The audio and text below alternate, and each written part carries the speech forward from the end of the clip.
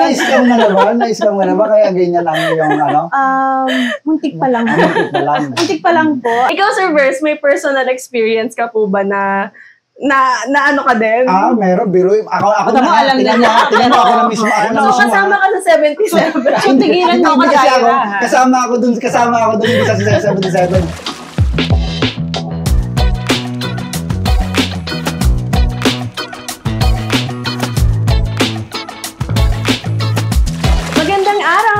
Consumer at kanegosyo. Ako po si Zaira Monteclaro at welcome sa Buhay Isla Podcast.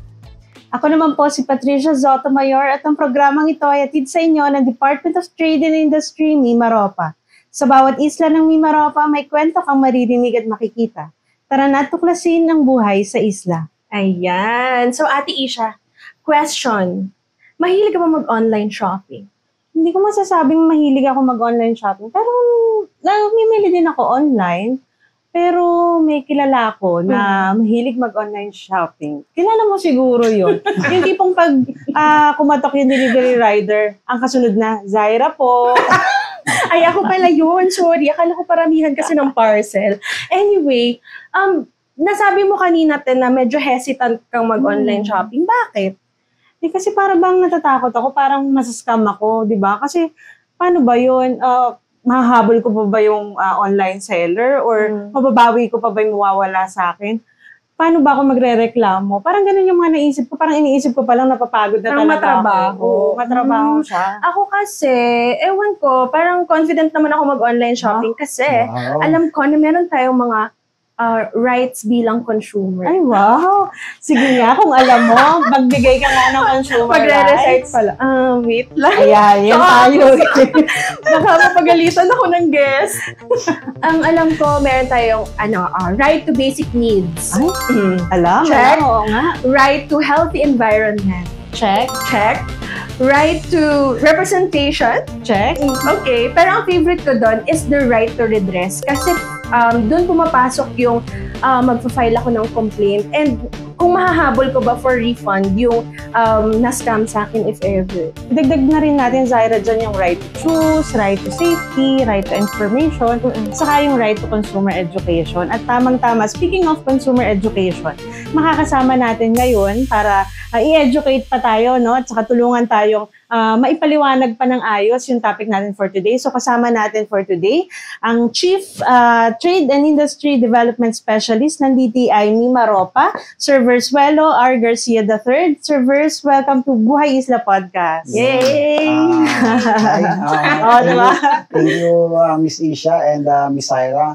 Alam niyo, huwag kayong kabahan pagdating sa mga scam-scam na ganyan. Basta alam niyo yung pinag-usapan natin ganyan, yung karapatan nyo, tsaka yung basic na, yung consumer education yung sinasabi na ganyan. Kaya importante talaga, servers, yung mga ganito tayo. Importante yan. Napapag-usapan natin. Tama. Malaki. So, servers, before tayo magsimula, mag-hi ka naman muna sa ating mga listeners and viewers. Ayan, hi po sa naabot ng signal, kung saan man tayong lupalop ng Pilipinas o nasaang parte ka man ng mundo. Welcome po sa ating Buhay Isla sa Mimaropa. Yes. So, Sir Vers, nabanggit namin kanina yung mga rights bilang consumer. Tama po ba na kasama po ba siya or kasama po ba yung mga online shoppers or sa online shopping yung mga rights na yun? Pareho lang ba yun? Pareho lang ba yun, Sir Vers, nung pag bumibili ka sa physical store, pareho lang din? Siyempre, parehas yan. Yung may physical store tsaka yung nandun sa online. Yung karapatan natin bilang consumer, yung sinasabi mo kanina na right to redress, applicable din yan sa mga online na seller natin. Basta importante lang dyan kasi usually sa mga scam, dapat sinasabi natin, alam mo kung sino yung nang i-scam sa'yo. Ang mahirap dyan, pag yung scam talaga totoong na-scam ka talaga na hindi mo alam na ginamit yung karapatan mo. Kaya importante yung consumer education. Para talaga yung awareness na kahit may scammer, minsan nga mas maganda, di ba? Uunahan mo na siya, ka-counter mo na siya. Parang isipin mo sila na baka scammer ito. Mas magandang ganun ang Hugot ba yan, server? Sa Mimaropa ba, servers, meron ba tayong mga nare-receive ng mga complaints na in relation sa mga online transactions? May mga complaints ba tayong na-receive na na-scam sila? Meron ba mga marami. Last year, ang ating record sa Mimaropa, meron tayong natanggap na 77. Ang dami. 77 Kasama na ako maka-78. Hindi ako kasama doon. 77 yung ating nagreklamo na about sa mga scam na ganyan. Usually, doon talaga deceptive sales act and practices. So, out of that 77, 68 naman yung na-resolve ng mediation lang yung pinag-usap lang so, natin. So, servers, pwede nyo bang i-elaborate? Ano yung mga typical na mga reklamo or yung sa narration nila? Paano nangyari yung scam sa kanila? Sa DTI kasi, usually sa atin talaga, yung mga sa mga online platform yan, yung bibili sila sa mga digital platform natin, yung mga kilala natin na mga suki natin. Yung suki ni Syra, yung mga yon. Usually nandun yung mga hindi kasi talaga natin mapipilter yung mismong platform. Ang hirap nang i-filter yung kung sino-sino yung mga nagtitinda dun sa kanyang platform. Parang sa isang malaking mall, di ba? At tabi-tabi doon, hindi mo talaga kayang kontrolin na minsan may ganun. Ang kagandahan lang talaga sa mall, kita mo na doon yung kausap mo, di ba? Hindi siya pwedeng tumakbo kasi nandun siya. Pag nagloko, nandun agad, guard, gano'n, pwede mo na agad. Sa online, ang hirap, minsan nga, robot ang kausap mo dyan. May mga, di ba? Pag napansin ninyo, isa lang yung sagot. Isa, gano'n na, di ba? Parang siya lang, gano'n kasi ang So, usually, yan, sa mga digital platform natin, nandyan yung jurisdiction ng DTI, yung sinasabi ko na sa atin, yung 77 na reklamo, halos nandyan yung kanilang mga reklamo. Ang kagandahan naman sa DTI, dahil kaya nga natin, dahil nga sa ating consumer education, aware yung mga kagaya ni Syra, alam niya kung sino kasi yung hahabulin. Nandun yung mga kaya nare-resolve. Kaya kung nakita natin yung meron, di ba, sabi ko kanina, yung 77, 68 lang yung nag-proceed ng mediation. Kasi nakipag-usap naman yung seller. So, may proseso yung may proseso na ginagawa. So, pag ganun, pag nasa-settle natin, yun ang maganda na, di ba? Kasi, alam mo yung na-educate natin, kagaya yung ginagawa natin ito, na-educate siya, ganun pala dapat ang aking gawin. So, pag ganun ang lahat ng mindset ng mga consumer natin, hindi ko kaya dapat so, number kabahan. 1 talaga, dapat alam nila na may karapatan sila na maghabol, magreklamo. Kagaya mo ate, di ba, very hesitant ka pa kasi parang matrabaho pa eh. Kasi parang dahil hindi ko alam, ang dami ng tanong, kaya ba mahahabol ko ba? Wait, paano mo ba natanong yan? May experience ka na ba? Ay. Na-scam na ba? Kaya ganyan lang yung muntik pa lang. Muntik pa lang po at may mga konsensya sa paligid ko. Sinaran ko yung pinto. Buti na lang po hindi. Ikaw, Sir Vers, may personal experience ka po ba na ano ka din? Meron. Biro. Ako alam niya. Tingnan mo ako na mismo. So, kasama ka sa 77. So, tigilan mo ka kasama ako dun hindi sa 77. Kasama ako dun sa mga, siguro, mga 1,000 na nagreklamo sa NCR. Kasi nasa NCR ako nagreklamo sa DTI natin. Marami, libo-libo ang sa So, may proseso siguro yung ang kagandahan naman doon, karamihan na-resolve naman talaga yung aking complaint. Talagang minsan lang naging yung sa sobrang, dahil nga ako ay cheap ng consumer protection, alam ko yung sinasabi ko, inakyat inapil ko pa ng inapil. Kumbaga, nakulangan ako dun sa penalty na in-impose dun sa platform. Inakyat. So, meron pa pala. Yes. Sir Vers, paano ba yun? Gaano ba katagal yung reklamo? Ano ba yung process? Sa mediation, mabilis lang meron lang dapat yan within the 3 days makapag-issue kami. Ano yan, Sir Vers? Pupunta kami sa office?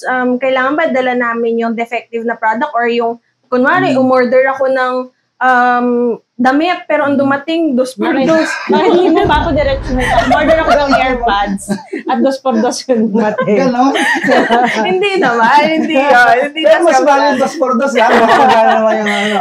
Paano po yun? So, dapat dala ba namin yung item? Maraming actually, maraming paraan. Binibisabi nga natin sa DTI, consumer is king sa atin. So, pwede ka mag-file kung ikaw ay malapit lang sa DTI office, pumunta ka sa opisina ng DTI, negosyo center, ng DTI Mimaropa, tutulungan ka lang dun sa proseso. Online servers, pwede rin. Online, isa ng para kung ano nga Tapos online, pupunta ka dun sa, mayroon tayong PODRS o kaya yung sa consumer care. Email po email mo lang sila. So, meron doon. Meron din naman kung sa ating yung mga natin, email address ng bawat opisina ng DTI, pwede rin doon. So, kung telepono, gusto mo may tawagan mo yung 1384 ng DTI. DTI 1384.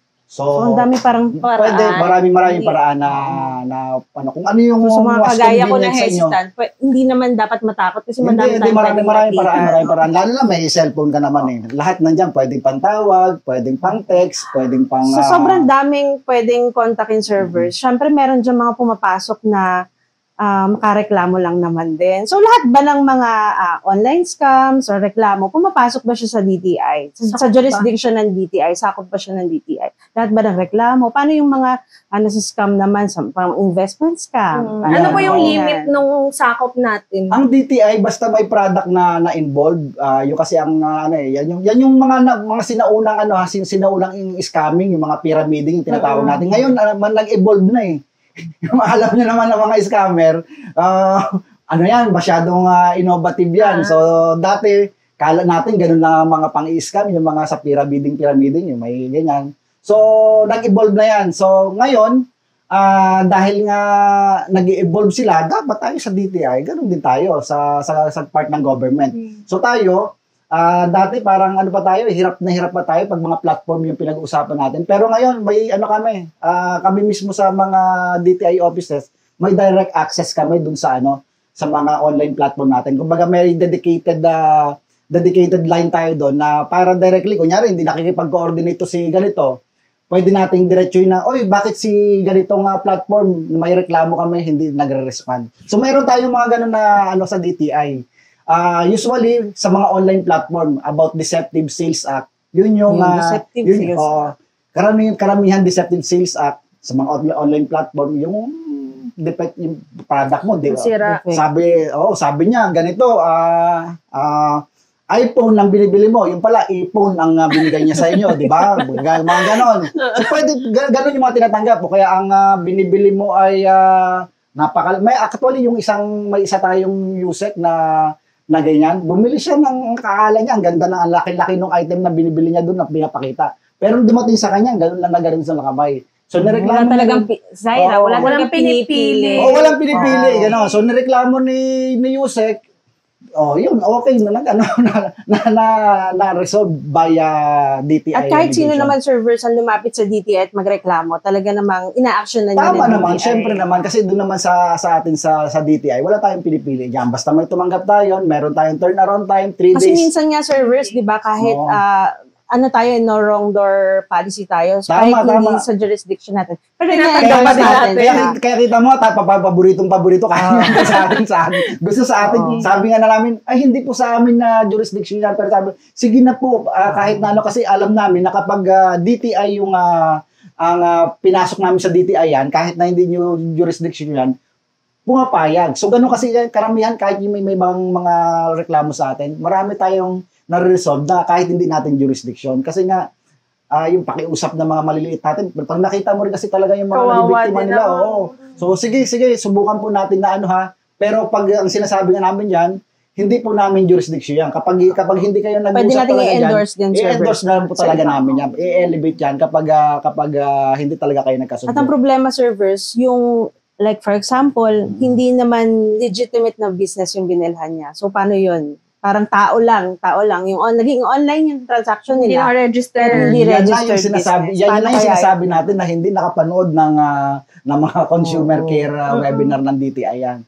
Kasi kaya yan nga ang sinasabi ko, yun ang purpose ng mga kaganitong ginagawa natin para i-educate yung mga consumer natin, yung mga tao natin na wag bibili talaga kapag hindi mo talaga kailangan, hindi mo kilala yung Hindi mo kilala bibilihan. kasi hindi natin matitrace. Mahirap habulin kasi kahit na ang hirap maghabol sa ghost, di ba? Hindi mo nakikita. So, online, ibababla ka lang. Wala na, di ba? O, di ba, bilila ka ba?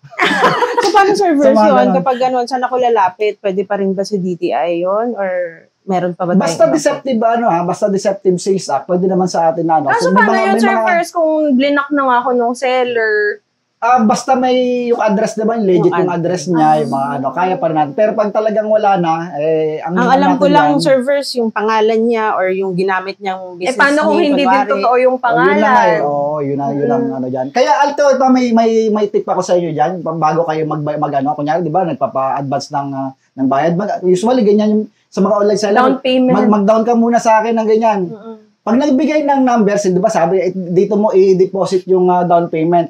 Pinakamagandang gawin nyo dyan, tawagan mo muna yung sinasabi niyang number na yon, i-confirm mo na, si ganito po may sa akin, para ma-verify mo na, legit naman pala itong number na ito, na hindi siya nakiki-cash in lang. Kasi pwede sa mga tindahan nyo na makikiusap, di ba, doon siya ika-cash in niya, tapos cash out. Ganun ang ginagawa. So, importante, yun tawagan mo yung number na sinabi niya, dito mo i-deposit, tawagan mo. Kayo po ba yung talaga, seller, nagbebenta na ganito. So, doon mabe-verify mo na, ganyan. Tapos, ito po, bibili ako. So, medyo tingnan mo na siya, tingnan mo na sa yung palagay mo na, para maging mapalagay ka na, legit naman ito. Parang yun yung sinasabi, legit naman check natin mamaya na okay yung seller. So, pag gano'n, kasi, kaya kailangan mo siyang i-check para at least yan kasi yung mga digital payment mo natin, yung dalawang malalaking natin, di ba? Kasi bago naman bago mabigyan lumalabas naman, di ba, yung initials. So, ibig sabihin niya, kumbaga, kahit paano na verified check na yan, may na-counter check na yan, nung digital payment na yung pinag-accessan niya. Nag-submit niya ng dokumento para, so, at least kahit paano doon, meron tayong paraan isa pang paraan na hahabulin. Kung if ever man, kung totoo man siya, defective naman yun na ipadala, may habol pa din. Tsaka medyo mahirap-hirap din mahirap din mag-apply ng mga digital payment para ma-issuean ka ng gano'n, di ba? So, sila medyo aware din sa gano'n. Tapos, tingnan mo, gaano na rin katagal na existing siya, oo. So, servers, paano yun? Kunwari, dumaan na sa process yung kunwari, nag-file ako ng complaint. Ano usually yung, paano siya nare-resolve? Refund ba? Or napapalitan na lang ba yung item? Unang-una yan, kung defective yung product, ang talagang remedy muna dyan, dapat binibigyan ng pagkakataon na i-repair. Okay. So, pag hindi na kayang i-repair, tapos sa tingin mo, pwede bang i-demand na agad servers? Gusto ko, refund or i-replace mo na agad yan kasi bago yung binili ko eh. Minsan may mga naman, yung mga talagang yung mga seller na nagbibigay, talagang pinapalitan naman agad nila. Pero pag talagang medyo nagkaanohan na, talagang unang-una talagang remedy yun, i-repair talaga muna. Kasi ang sinasabi natin, guys, sa DTI, hindi lang naman kasi tayo yung sa consumer empowerment kailangan din natin i-balance yung interest ng business. So, hindi naman pala mali yung servers na mag-offer muna sila, i-repair po muna namin yung... hindi naman. Importante doon is dapat ma-repair niya nga. Tapos, in good condition, na makita mo na talagang magagamit mo na maayos, may enjoy mo yung binili mo na produkto o yung serbisyo.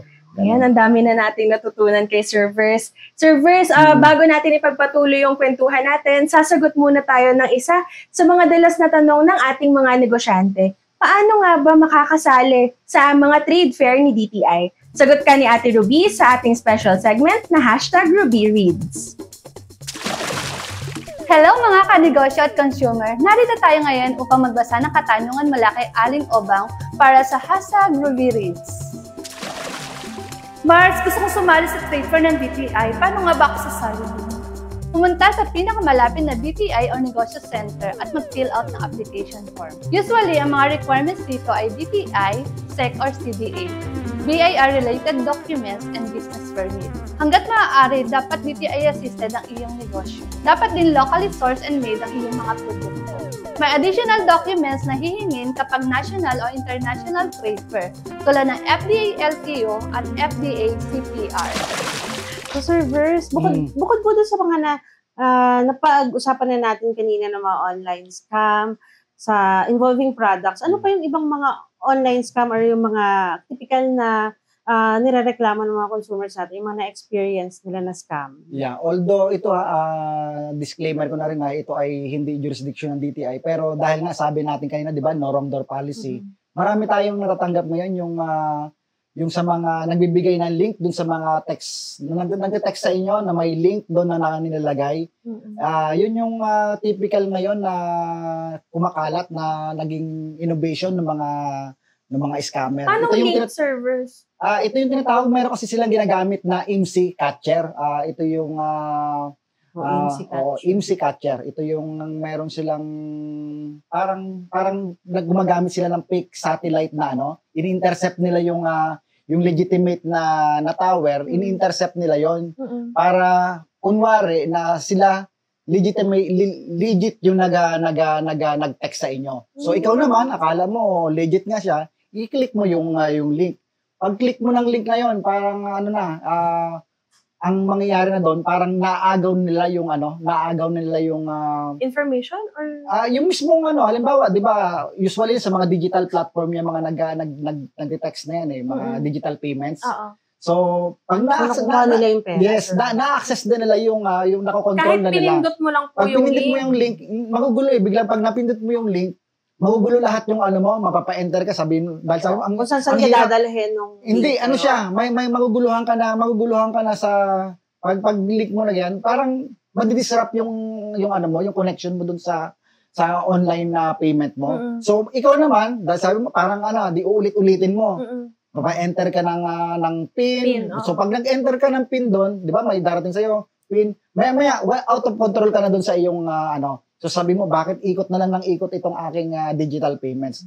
Yun na yung time na kumbaga na-hack na yung iyong yung ginamit nila na IMSI catcher na yun na yung ginawa nilang paraan para i-control yung iyong digital payments. Para hindi ka maguluhan mo. So lahat, masasaid talaga lahat ng laman kasi sila na nga may control nung nasa kanila sila na yung nag-enter ng PIN code, nung lahat-lahat na nung amount, makita nila yung amount. Kumbaga as if sila na yung may-ari nung account nyo. Grabe, Yun na nagagawa ng IMSI catcher ngayon.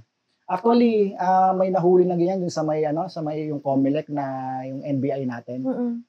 May isang foreign national na nahulihan ng IMSI. So may ginagawa naman ng government para meron naman na matigil yung mga ganun po. Kasi pero yun na yung nangyayari po sa ngayon. Pinakamagandang education na rin sa atin na basta may na-receive kayong link doon na sa text, basta any text, alam mo yun naman sinasabi ng mga digital payments natin, hindi sila nagbibigay ng link doon sa mga text messages na yan.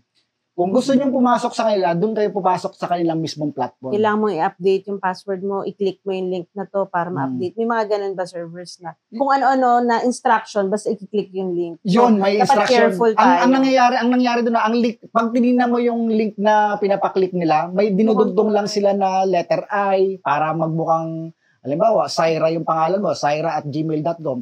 Syra, lalagyan ng tuldok, ng dot, o kaya syra@gmail.com. So parang yung I na yun yung parang pinaka sinasabi nating pang-catcher nila para mag-divert yung mag-divert yung instead na doon kay Syra pupunta yung message, doon sa scammer pupunta. So si scammer na ngayon na may control kasi alam niya na yung nag-enter ka na ng password do, So mabibilis din yan sila pag enter mo ng password. Limas agad. Ikaw agad ang ma-block nila agad. Ikaw na ma-block, sila na may control. Lahat ng laman nun, ubos ang mo.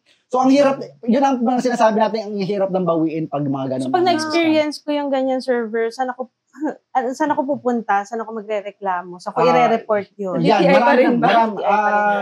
Si DTI, sabi nga natin, more on may mga product involved lang, tsaka yung mga deceptive na kaya natin. Yung mga ganyan kasi talaga mga cybercrime na yan So, yung mga specialized agency din natin ang pwede nating takbuhan dyan.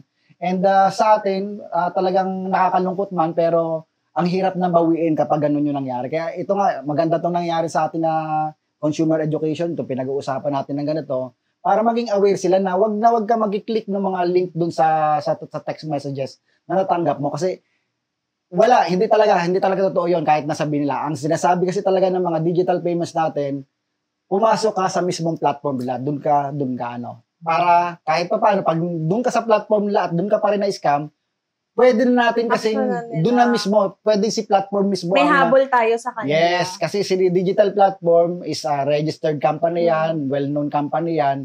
Pwede natin doon sila ang so maganda po servers na pag-usapan natin to kasi hindi lang naman talaga ano yung gagawin nila pag nangyari na sa kanila. So maganda na na-explain natin to sa kanila bilang warning sa kanila na mag-ingat sila para hindi na mangyari sa kanila. Tsaka yun nga, kapag na-scam na tayo gano'n, bilang isang mamayan na rin, yung kumbaga responsibility na natin yung kapwa natin, di ba? Maging aware na rin. Kasi importante na nire-report talaga natin sa mga specialized agency yan, dun sa NBI, sa PNP natin, may mga may mga ano tayo dyan di ba? So habang gumagaling yung mga nag-scam, dapat gumagaling kayo. Yun na rin kasi ang paraan. Kasi sumasabay talaga sila sa pag-advance ng technology, sa digitalization. Tama. O kasi tsaka yun nga sinasabi nga para pag ni-report natin, marami nagre-report, nagkakaroon ng ng lead ang mga specialized agency natin. Paano ba ginagawa? Kagaya niyan, dati hindi pa naman alam ng government yan na may ginagamit pala silang yung sinasabing IMSI catcher na yan. So alam na nila ngayon na may ganun para. Kaya nga, naging, inaano na rin nila, ina-advertise nila na huwag kang mag-click ng link kasi yan ang naging paraan ng mga scammer ngayon. So, marami pa mag-i-evolve dyan. So, lagi, babalik, basic natin na yung consumer education, yung ginagawa natin ganun. Dapat alam mo yung ginagawa mo. Yes. So, Sir Vers, bilang napag-usapan natin kanina yung mga products nga at iba pang klase ng scam. Sa business side naman po, paano yung protection ng mga, bilang tayo, nag-a-assist tayo ng mga MSME, di ba? And slowly talagang nag-a-adjust na rin sila, nag-a-adapt na rin sila sa promote talaga digitalization naman. So, paano naman yun kung ako yung business, tapos, siyempre, nagpadala ko ng product, may umorder sa akin. Pero yung umorder sa akin, return to seller mo na lang, kuya. So, paano naman yun? Paano naman ako lang yung isip as niya. business? Yun naman kasi ang sinasabi natin, even though sinasabi natin kanina, consumer is king, nasa kanya ang pero hindi naman sa lahat ng panahon tama si yung hari, di ba? So, pag yung sinasabi mo kanina na ang tawag natin dyan yung change of mind, di ba? So, hindi na karapatan ng consumer yung pinag-uusapan natin doon. Ang sinasabi na natin doon, kailangan proteksyonan din natin yung mga seller natin. Kasi, so may limitation din naman, servers. Opo. Hindi karapatan ng consumer yung change of mind. Okay? So kung may defective, yan defective pwede. Lang. Yun lang, doon lang mayroong karapatan ng consumer. Hindi pwedeng dahil ayoko lang. Balik mo na yan, kuya. Hindi ko na yan gusto. Hindi mo pwede. Although, sabi nga natin, may mga mababait tayo ng mga SME para, di ba, in the form of goodwill dun sa mga customer na alam naman nila na ay sige, maliit na bagay lang naman yan. Maraming, nakita ko naman kung gaano karami naman yung binili niya na sa akin, di ba? So may mga ganun binabalansin naman ng SME natin. Pero yun naman, sabi ko sa mga consumer natin, wag naman yung abuso. Wag naman yung abuso. So, Sir Vers, meron ka bang mga tips na pwedeng maibigay sa ating mga consumer para maiwasan nilang ma-scam online? Yan, sige. Alam mo, ako dyan nag-create ako ng keyword para hindi para mabilis matandaan. Mabilis matandaan. Alam naman natin, scam is fake, di ba? So, kung fake yan, ang dapat panlaban natin dyan, real, di ba? So, ano ibig sabihin ng real? R-E-A-L, di ba? Real. Unang-una, check natin yung review. Pero tingnan mo to pag nag-check tayo ng review, hindi porke maraming review yan. Tunay na. Makikita mo dyan, may mga robotics na rin ang review. Sila din, ang tawag natin, sindikato, di ba? Parang sila lang. Sila, makikita mo. Parang barok. Oo, barok na ako sa mga ganun na, okay, kaya nga, di ba? So, yun, i-check din natin doon. Review siya, may review. Ang importante doon, talagang, yung honest review. So, pwede mo pa yan. Ano naman nakapag-internet ka nga, di ba? So, pwede mong i-search din si company niya. Ano bang to? Baka mamaya meron na palang marami na palang reklamo. Marami na reklamo na to. So, bakit ka pa doon, di ba? I-take ang chance na ganon. So, yun, dapat number 1, letter R is review. Check mo yung review niya. Pero dapat honest review. Yes. So, yung letter E, i-evaluate mo. I-evaluate mo yung nangyari, yung binibilan mong seller. Ito ba, tsaka evaluate mo, ito ba kailangan ko ba talaga? Kasi maraming instant na, aba, mura. Diba? Kahit hindi mo naman talaga Hindi mo kailangan. So, form of scam yun. Saka limited lang yung time na ma-avail mo yung promo. Oo, bibigyan ka. You have, alam ko yan, nangyari sa akin yan. Nangyari sa akin yan. So, mga hugot pala talaga diba? yung So, ganun. So, check mo yung evaluate mo, kailangan ko ba talaga ito? So, isang form ng scamming yun na hindi mo naman kailangan, napapagbili ka, di ba? Tapos, minsan, sumali ba talaga ako dito? Ba't sabi nanalo ako? Usually, ito yung mga dating mga scamming natin. Nanalo ka na? Nanalo ka. O kaya may natanggap kang voucher, wala ka namang, parang wala man akong pinuntahan na gano'n. So, yun, i-evaluate mo yung transaction. So, RE, sunod yung A. Ito yung pinaka-importante. Dapat may address, tsaka may information, contact information tayo kung saan natin siya hahagilapin. Kasi napakahirap maghanap ng... kahit ireklamo nila, sumbong nila na si Verswelo nila. Sino si Verswelo? Sino si Verswelo? Diba? Taga saan? Diba? So yun, i-check natin, importante yung address talaga. Kung kailangang ma-verify natin yan, may mga verification naman tayo kung yung address tama diba? Sa DTI, pwede nating ipa-legit check yung tindahan kung siya register na ganon-ganon. So, maraming paraan. So, address and contact information, letter A. And yung lastly, yung legitimacy check. I-legit check natin yung sinasabi ko kanina, yung link, di ba? Yung sa may IMSI catcher. Ito ba? Dinagdagan talaga may letter I, Syra, I. So, may mga ganon. So, dapat Syra lang dapat, Syra.com lang dapat, di ba? Niladirugtungan. So, yung mga ganon. O kaya, pag pinuntahan natin yung email natin, may nagpo-prompt na doon, di ba? Wag click ng click. So, i-legit check natin yung ginagamit nilang website. Common na sa atin yung dapat, di ba? May nakikita natin may padlock doon. Pag chinek mo yung kanyang website, may mga tuldok-tuldok na gano'n, i-click mo yon, makikita mo doon na dapat lalabas meron siyang padlock. Kapag walang padlock yon, usually unsecured yung kanyang website na yon. So, yung mga ganun, legit check natin. So, ulitin natin. Ano kanina, Syra? May recitation. Review. Evaluate. Address. And legit check. So, yan lang. Dapat tandaan din ang ating mga huwag ka nang kakabahan bumili ng sa online, okay? Lagi mo lang isipin, real. Real. Ganun lang lagi ko sasabihin sa'yo, Okay, real lang dapat. Zay, i-check out ko na ba, ate, real? Real, di ba? Dapat real ang titingnan mo, okay? Ayan. So, dahil parang sobrang na-empower tayo ng topic natin ngayon, ng episode natin ngayon. So, talagang parang yung lahat ng na-add ko sa cart para ma-check out ko na mamaya agad-agad. Pero check mo na. Yung real. Check mo rin kung may sweldo na. Yung laman, baka wala na akong pambayad. Oh. Saan ako pwede mong lumapit pag wala na akong pambayad? Kaya ni Syra. Si Syra ang financier sa mga. Kaya nga ang dami ni Syra ang nabibili. Di ba? Check out. Ang dami talaga na natin natutunan kay servers. Salamat naman po.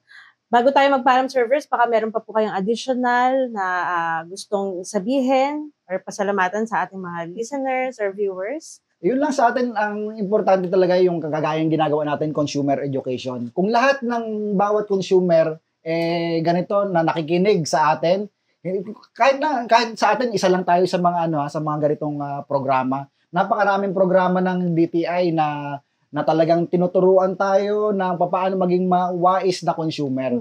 So, kung wais ang mga scammer, dapat wais din ang consumer. Yun lang yun na mas maging wais tayo sa kanila. Tama. Okay? Yes. Real na real. Real na real. Ayan, thank you very much once again, servers. At sa inyo mga viewers and listeners, maraming salamat po sa inyong pakikinig at panonood. Sana po ay marami kayong napulot na mahahalagang impormasyon para sa inyong negosyo o bilang isang consumer. Magsama-sama po tayong muli sa susunod na episode ng Buhay Isla Podcast. Ang Department of Trade and Industry Mimaropa ay nasa social media. I-follow po ang official Facebook pages ng DTI Mimaropa at ng DTI Philippines. Sundan kami sa Instagram sa dti.mimaropa. Bisitahin ang aming website sa www.dti.gov.ph o makipag-ugnayan sa amin sa telepono bilang 0288901712 o email address sa r04b@dti.gov.ph. Mag-subscribe din sa official na YouTube channel ng DTI Philippines at sa official Spotify channel ng Buhay Isla Podcast. At sa ngalan ng aming Regional Director, Amormio CJS Benter at ng buong Department of Trade and Industry Mimaropa, ako po si Patricia Zotomayor kasama si Zaira Monteclaro para sa Buhay Isla Podcast. Sa bawat isla ng Mimaropa, may kwento kang maririnig at makikita. Tara na't tuklasin ang buhay sa isla!